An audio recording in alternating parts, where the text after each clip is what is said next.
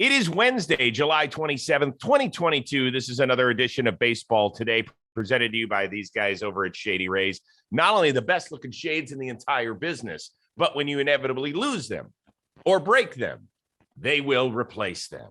That is my man, Trevor Plouffe. I am Chris Rose. We also have producer Dan and intern Sam along for the ride. How are you, sir? Good morning, Chris. I'm having a great day so far. Actually, I have my daughter sitting right over here with me, so I love that. But a lot of good ball going on. We are inching closer and closer to this deadline. We might get like a passing update during the show. Like every single show until August 2nd, we're on high alert because things are going to go down any second. Sam, I'm very excited about that. That means that your internship is checking Twitter during our show. You can't just like look aimlessly like, oh my God, what time is this show over? You understand? Do something, bro. We need you buttoned up and everything. We need you. Oh, look at him. He's checking out his Mets shit. That's what he's because he's super happy about what happened yesterday. So, all right, let's get this bad boy going. And we're going to start north of the border where the Blue Jays took care of business against the depleted St. Louis Cardinals. They've now won 7 in a row. They are knocking the ball all over the yard. Plouffe, once we get to October, will the Jays be the biggest party crasher to a possible Houston, New York ALCS? Now, I think what you're asking me is, are the Jays the third best team in the American League? I think that's how I'm approaching this question. Yeah, I think that's probably when I originally wrote it, that's what I had. But I want to know, like, are they the team that could really knock off one of those two teams in round 2 of the playoffs? I think they're very close. We always knew this team could score runs, and if they get everybody firing on all cylinders, like at the same time, like what's happening now, then yes, like they might be the best team in the AL. If they get everyone, like their lineup is so... Whoa! Okay, hold on. I forgot. The Astros are still there. I honestly would put this lineup, the depth of it, when everyone's going off over the Yankees lineup. I would. This lineup is better than the New York Yankees. 1 through 9, I believe so. When they're all firing. I mean, look at what they've done lately. And some of the guys that they need to get going have gotten going. Matt Chapman's really turned on. He had a decent June, turning it on in July. Like, if a guy like that starts hitting his prime and his peak of the season, then that's what we're talking about. Just go ahead and look at this lineup, dude. It's ridiculous. Okay. Like I'm taking out that Red Sox 28 run game. I really am. I don't think they need to make many moves on the offensive side of the ball. If they go out and get a starter and another reliever, like every single team needs to do, I mean, then yeah, you're putting them in that same kind of class. Like you in a series, you're going to go probably Gaussman to Manoah, then to Stripling, and hopefully Barrios can turn things around. But if you add another starter there, like their starting pitching depth is there too. Mm-hmm. You've had like their bullpen's been fine. Add another guy, yeah.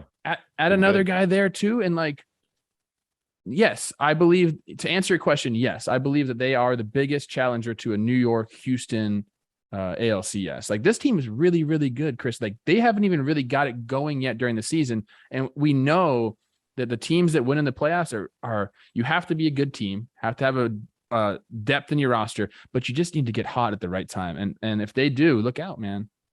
Well, it's also why I picked them to win the World Series this year at the beginning of the year.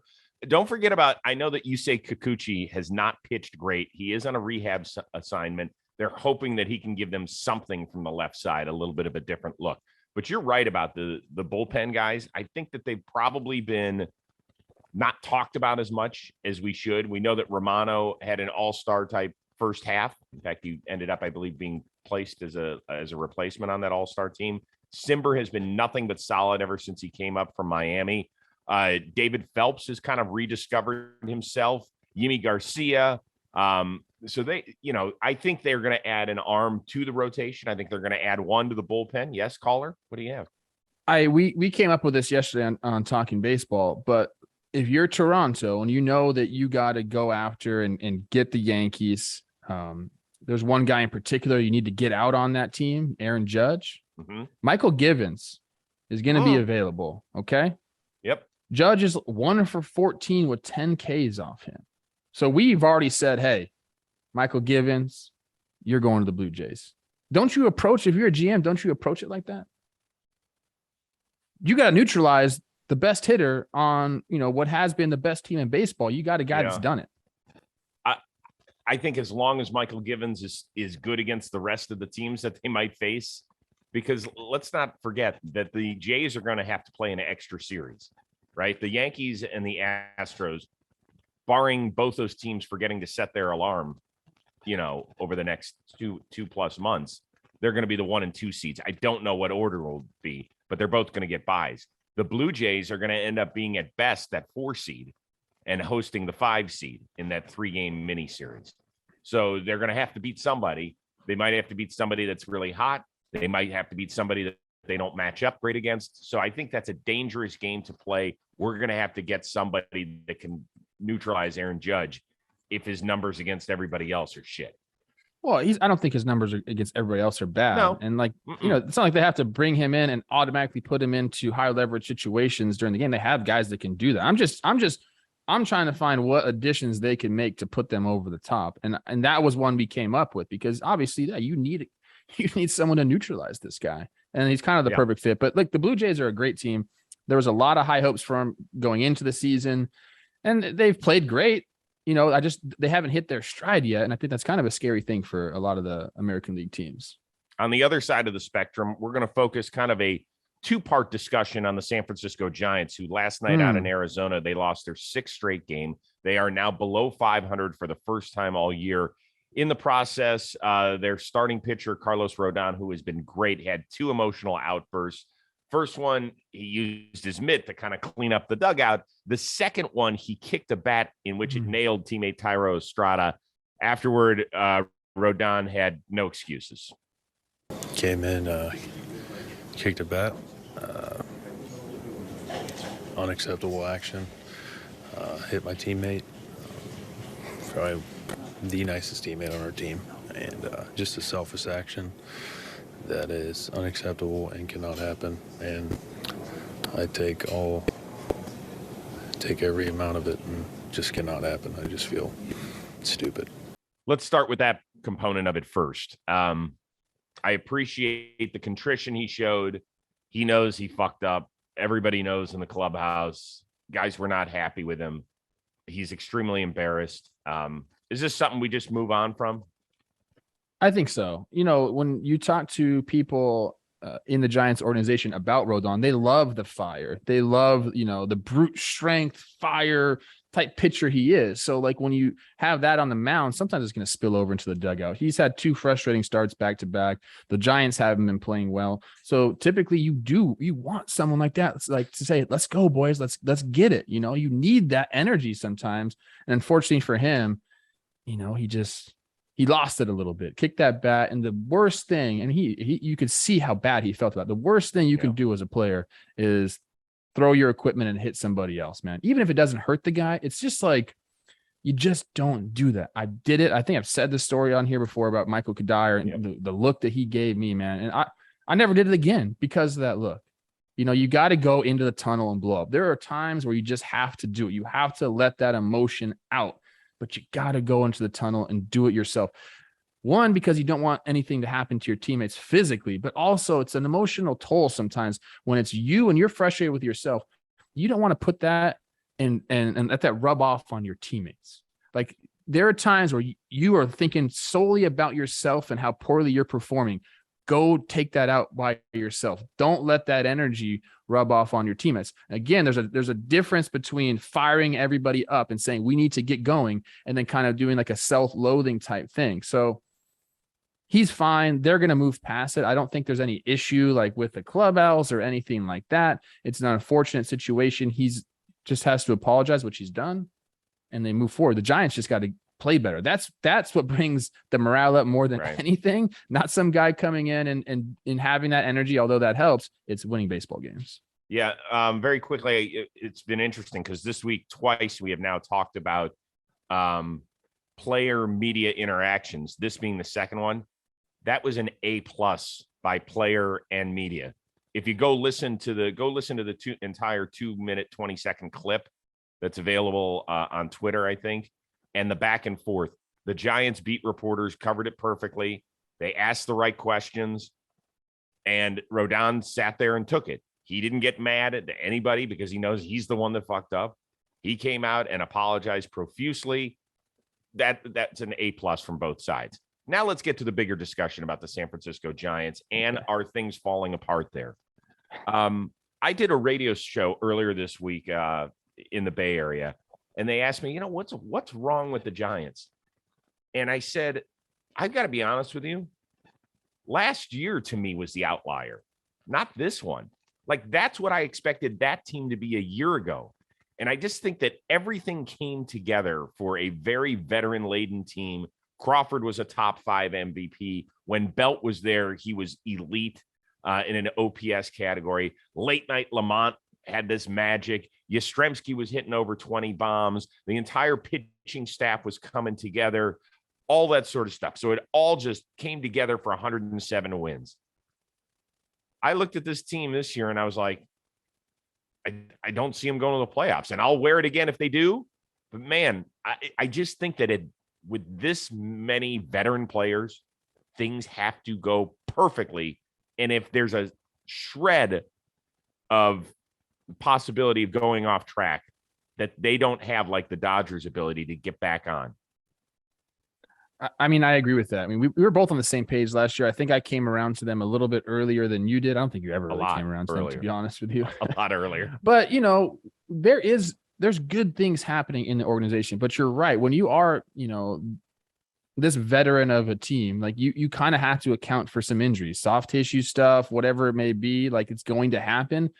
And if you don't have your depth pieces coming up and performing like they did last year, then you're going to run into trouble. That's is why, you just mentioned the Dodgers, like when they have depth pieces come up, these guys are really good, ready to go.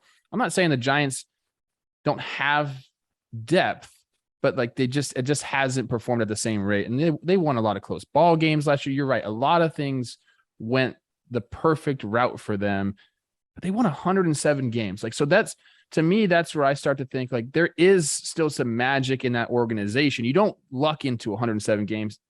Like there's some real talent there, and what they've done with like the coach to player ratio and the way they approach things, I think does work. It just hasn't worked this year. I'm not counting them out completely. I think they can make a run. I don't know what they're going to do at the trade deadline. I mean, by all things that I've read, they're still looking to compete in ads. So we'll see how that goes. But this isn't like, I don't think it's a one and done situation with the Giants. Like they won 107 games, then they're just going to be, at the bottom pack of the NOS. I really don't believe that, but it hasn't gone their way this year so far. I think they're a long shot to make the playoffs, and I think they're, at best, they're the 6th seed, and I just don't see them being able to beat a Milwaukee or St. Louis in round 1. Listen, their pitching, Rodon, if they hang on to him past the deadline, can match up with anyone. Logan Webb has pitched really well over the last 3 to 4 weeks. So, yes, I could see that. Could they go out and throw 8 innings, 1-run ball in a playoff game? Absolutely. But I just don't see it. Don't see it this year. And it's too bad, but we'll see. Up next here, the Edwin Diaz watch. Last night, he got in a little bit of trouble in the 9th, but the Mets used him in a 4-out save situation in the first game of the Subway Series. It's a brief 2-game set. He recorded all 4 outs via the strikeout. He is having an incredible year, especially when it comes to a whiff rate. Does the Mets closer have any shot at the NL Cy Young Award, or is this Sandy's to lose? I was gonna say it's if it wasn't for Sandy and a couple other guys, like I think he's gonna get votes. What he's done is really incredible. He's been, from the time that he's come over from Seattle, like he's just been really good. And I think that it was lost in that trade where we said, oh, they gave up Kelenic and what did you get back and all this stuff. But like you've mentioned this before, it seems like the Mets have been just fine with this trade. Now, I'm not a big fan of relievers winning the Cy Young, even though we talk extensively on the show about how important it is to have a guy that can finish games. And, he's been that his whole career. But Sandy's going to win it. Sandy's run, I think he's minus 130 in the award. Then you have Corbin Burns right behind him. And I don't think there's any way that Edwin Diaz wins this award, but you have to tip your cap to what he's done this season, 17.9 strikeouts per nine. It's his highest clip that he's ever had in his career. His walk rate is down. His hits per nine are down. These are the things I like to look at in a reliever. Like, he's got a sub 1 whip. When you're doing things like that and you're closing games out, finishing like he has, I mean, he needs to be in the discussion. He's not going to win the award. Definitely give him some votes. Kudos to him. And hopefully he goes and shines in the postseason and locks things down for them. But Sandy has been kind of otherworldly. And especially in today's day and age, what he's doing with those innings pitched is quite spectacular. So I think he's going to run away with the award. I will answer my question. Hopefully my mic is a little bit better. We okay? Good? Yeah, you're good now. Okay. No, relievers don't win the award. The last time it happened in the NL was Eric Gagne 19 years ago. Oh my God. The last time it happened in the American League was when Eck, I believe, won the MVP along with it in 92, and he was just demolishing people. So it just doesn't happen. I think perhaps the way we take a different tact on this question is, at what point do we say the Mets definitively won the trade with the Mariners at a time when New York got blasted for taking on, yes, Diaz had a phenomenal year up there in Seattle, but when they took on Cano's contract, everybody's like, oh, this is going to be one of the 3 worst trades in franchise history. Can we say that the Mets have won the trade? I'm just Googling what's going on with Kelenic. What's happened. Well, he's not in the big league club, so I don't give a shit what he's doing in the I just want to look, dude. I want to look what's going on with him. 23 years old still. He's got some time. Yeah, it's what he's been able to do, especially, like I said, especially if they go into this postseason and you got Edwin Diaz doing what he did last night against the Yankees, 4-out save, 4 Ks. He goes in on the big spotlight, national games. Yeah, I mean, time will tell. Like, I think Kelenic still has time to develop as a player. I'm thinking too opportunistic about him, but Diaz has been a hell of a good player for them, the Mets. Well, I mean, let's remember everybody that went west. I mean, we focus on Kelenic, but Justin Dunn has moved on. He was the other big young piece. Anthony Swarzak, reliever. Gerson Bautista, and Jay Bruce, who is in retired land. So actually, unless Kelenic comes up and is a plus major leaguer for the Seattle Mariners, it's a wrap. They have done that. Oh, Michelle, hi. Hey, Michelle. Plouffe says hi. God, now I can't concentrate. He's crushing it. He's crushing it in Tacoma right now. 924 OPS. The guy's he's barely 23 years old. So we still have to give this guy a little bit of time, dude. But look, how about this? It worked out for both sides. Hey, real quickly, before we for move on, it hasn't moved on. It hasn't. They would love to have Edwin Diaz helping him out in the bullpen. Just saying. He's a free agent at the end of the year. How much does he get? He's only 28. I honestly, reliever contracts are not in my head right now. So I mean, he's gonna get some money. What did Hendricks get? Hendricks got a lot, didn't he? Yeah, he got 3 like 468. No, I think he got, I want to say 3 for 50. Or did he get 4 for 54 or something? Let's look up that contract, right now. guys. I got it right now. It's 3 for 54. 3. Yeah. Yeah. So that's 18 a year. And he's younger than Hendricks. Love it. I can't believe Liam Hendricks has made that much money, has turned it into the freaking pitcher that he's turned into, dude. I'm very happy for this guy. Awesome. I saw the humble beginnings. Fernando Tatis, he took on-field batting practice for the first time since his surgery in front of everybody. Said it felt normal. Scale of 1 to 10, what's your excitement level to see Tatis's return? 10, dude. And I had to force myself to say that because right now, like, he's kind of just like out of my mind. But you can't be that way, people. You can't have this recency bias where he's just a slow healer. This guy is one of the best players in all of baseball. That's why they gave him, how much did they give him? $340 million. He's 23 years old. This guy is electric. San Diego is a great team without him. When you put him back on that squad, I mean, it could be a massive turning point in the National League for Fernando Tatis Jr. coming back. And you can't say that about a lot of people. And in fact, you don't say that about nearly anybody in the National League. But when he comes back, if he's fully healthy, which I believe he will, because man, this is taking a long time. When he comes back, it's going to change everything. I'm very excited to see this guy. People, don't forget this dude has a career 965 OPS. Okay. Now, is he going to slide right back into shortstop, Chris? Because They were talking about moving back and forth. Like, right. I don't think it matters. Because Kim's been so good defensively, and they've gotten nothing out of Trent Grisham in center field. They were like, we could put Tatis out there.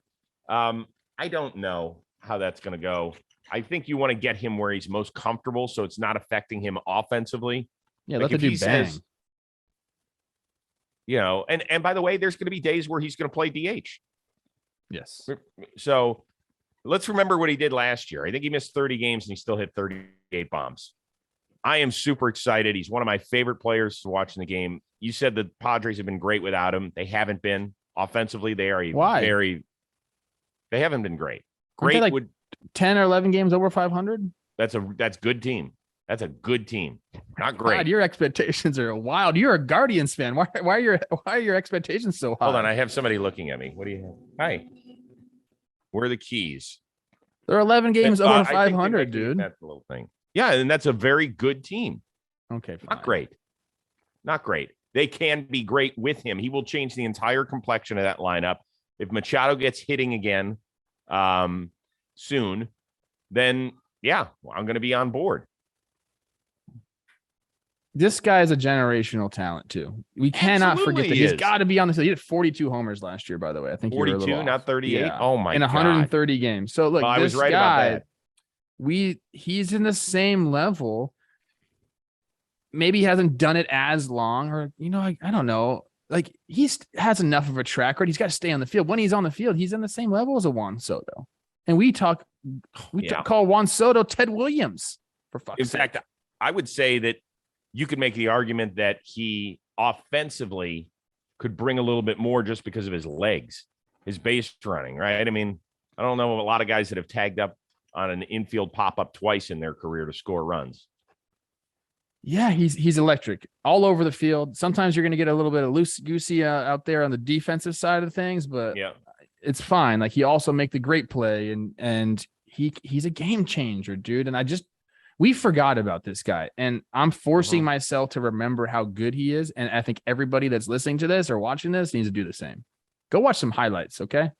By the way, we forgot about him because when we first heard about remember, we didn't hear about the injury until spring training started because of the lockout. We didn't know anything about it. And they're like, yeah, he had wrist surgery. We'll see him in 6 to 8 weeks or whatever. 6 to 8 weeks. We blew past that so fast. And we're like, it's May. We're like, is he coming back in June? And then June, we get to July. Is he coming back in July? And now we're hoping like August-ish, somewhere in August. They could have him for the last 6 weeks of the season.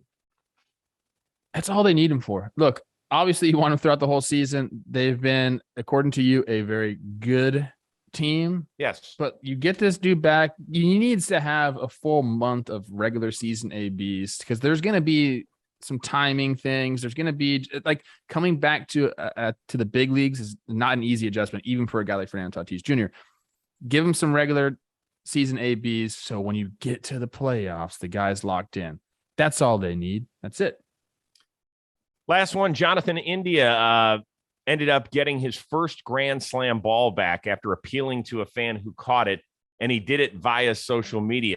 So the fan is going to end up getting a bat and a signed jersey. In your opinion, is this the wave of the future? Do you think that player will start reaching out to fan by social media, having an interaction in order to get milestone baseballs back? I don't hate it. I mean, typically somebody for the team is out there trying to do it for you initially, but if they can't find them, then yeah, this is a very easy way to get the word out there that you want it. My thing is, why do you want your first Grand Slam ball? What are you going to do with it? Who'd you hit yours off of? John Danks, maybe. John Danks, the big Texan lefty from he was on the White Sox. But I may or may not have that ball. I have no idea. I guess maybe I'm just on the other end of it. I don't really know what you're going to do with that ball. First Grand Slam, like I get some milestone stuff, your 1,000th career hit, maybe your 100th homer or something like that. Grand slam to me, I don't know. Do you have your 100th homer? That one was in the center field portion of the Coliseum where there are no stands. So they went and just got the ball for me, and they made like a little plaque and like a shadow box type thing. So I have that. And if they didn't make that, I probably would just have the ball in like a drawer somewhere. I'm weird with stuff like that. I don't like to display all my stuff. So you probably have home run number 1, home run number 100, hit number 1, hit number 500. I don't know where any of that stuff is. I think my parents have it, to be honest with you. What do I need the ball for? Am I gonna like hold the ball and like look at it or something? I don't know. I'd rather play catch with it. I mean, you did play in the major leagues. You always get pissed off that we don't remind people enough of your accolades. And here you are just kind of treating it like, it's no big fucking deal. Like it was another 4-hit day at Crespi High. No, I'm not saying that. Obviously, there's special moments. I'm not faulting anyone for doing that. That's just not what I do, because I don't know what you do. You just put it up there and look at it and just, I don't know. I got Jesse Crane behind me. Okay. What do you have coming up on John Boy? We're releasing our midweek episode of Talking Baseball. We kind of just went all in on the trade deadline. We talked Juan Soto a lot. We came up with the Michael Givens to Toronto type thing. It was a really good discussion. Pretty silly. Like sometimes we get on and man, there's just a vibe between Jake, Jimmy, and I that's just like, we got jokes. It was a fun episode. We gave good information too, but I would definitely go check that out. Plus the warehouse games are out. I think my game comes out tomorrow. Yeah. So go check everything out. Go watch Brady Rose score a goal in game 1. The thing is incredible. What about you? What you got? Let's see. The Brault episode is still out, and we are just putting the finishing touches on Lucas Giolito, who will make his return to the rotation coming your way tomorrow. And I'm setting up in my opinion, a pretty sizable interview on Friday. And hopefully Sam Singer is doing his research for it. Right, Sam? Come on, Sam. Come on, Sam. Got to help out. Sam does a great job. He says he's on it. Okay, good. Good to hear. Other than that, we are back at it again on Thursday. I will be back home after my little stay at a posh place in Southern California. Hotel, beautiful. Well, you know what we did? We took my father-in-law for his 80th birthday. That's awesome. It's a great place. Beautiful. I got some restaurant recommendations if you need them. Yeah, we didn't go into town last night. We just stayed on property. They've got a bunch of nice places, and we did that. And so I think Michelle and I are going to hit the gym at 9:30, and it's going to hit hard back, and then I'll get a nice breakfast and eat my face off again. We will see you again on Thursday here on Baseball Today for our outstanding producer, the one and only Dan Rourke, our summer intern, Sam Singer. That is Trevor Plouffe. I am Chris Rose. We will see you Thursday on Baseball Today, presented to you by Shady Rays.